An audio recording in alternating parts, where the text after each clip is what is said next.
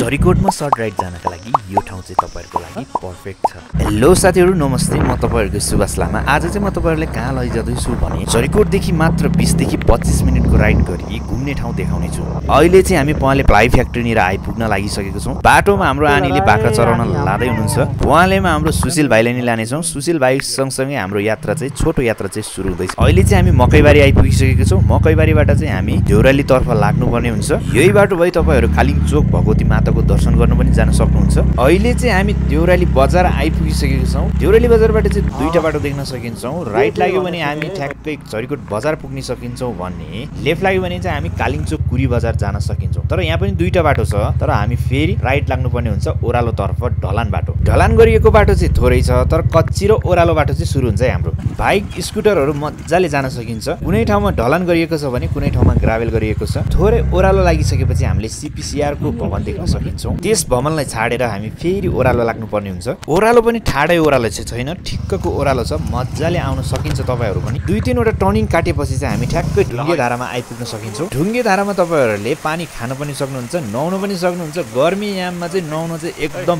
Best चाहिँ तपाईहरुको लागि यहाँ। ढुङ्गे धारापछि हामी थोरै ओरालो लागिसकेपछि हामीले राइट तर्फ एउटा बाटो देख्न सकिन्छौं। हामी चाहिँ ठ्याक्कै त्यही राइट तर्फको बाटो जानुपर्ने हुन्छ। थोरै ओरालो लागिसकेपछि हामी राङराङथलीको थामी संग्रहालयको गेटमा आइपुगेको छौं। संग्रहालयको ठूलो गेट चाहिँ बन्द अवस्थामा छ। अब हामीले हाम्रो गाडी स्कुटर चाहिँ यही पार्किङ गर्नुपर्ने हुन्छ, किनभने यहाँबाट चाहिँ जाने ठाउँै छैन। त्यही भएर हामी चाहिँ लेफ्ट राइट गर्नुपर्ने हुन्छ। अहिले चाहिँ हामी ठ्याक्कै राङराङथलीको पोखरीमा आइपुगिसकेको छौं। आज चाहिँ हामी 3 भाइ छौं। राङराङथलीमा सुनसान छ, सुनसानमा पनि छुट्टै आनन्द। तपाईहरु पनि झरीकोटदेखि मात्र 20 देखि 25 मिनेटको राइड गरी नेचरको आनन्द लिन सक्न आउनुहुन्छ। अहिले चाहिँ हामी ठ्याक्कै पोखरीमा आइपुगिसकेको छौं अनि साइडमा बगिरहेको खोलाले त झन् एकदम आनन्द बनाउने। वरिपरि प्राकृतिक जंगल र बीचमा मज्जाको पोखरी, साइडमा बस्नको लागि मज्जाको ठाउँ, मज्जाले फुलिएको फूल र पोखरीबाट देखिने गौरीशंकरको हिमालको दृश्य त एकदम मनमोहक बनाउने। हाम्रो सुशील भाइ चाहिँ अब पोखरीको अवलोकन गर्न जाँदै हुनुहुन्छ। साथसाथै म पनि अवलोकन गर्दैछु। यो भन्दा पहिले चाहिँ पोखरीमा माछा थिएन भने अहिले चाहिँ पोखरीमा माछा मज्जाले देख्न सक्नुहुन्छ।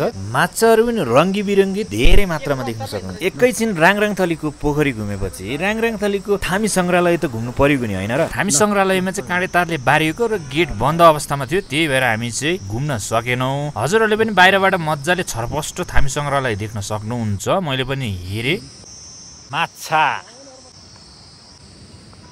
आजको छोटो मिठो भ्लग चाहिँ यही टुङ्गाउन चाहे। हजुरहरूलाई यो भिडियो कस्तो लाग्यो, राम्रो लाग्यो भने लाइक शेयर कमेन्ट गर्नु होला। नराम्रो लाग्यो पनि कमेन्ट गर्नु होला, राम्रो लाग्यो पनि कमेन्ट गर्नु होला। फलो गर्न चाहिँ नभुल्नु होला है। अब भेटौँ अर्को नयाँ भिडियोमा। हस्त बाई बाई।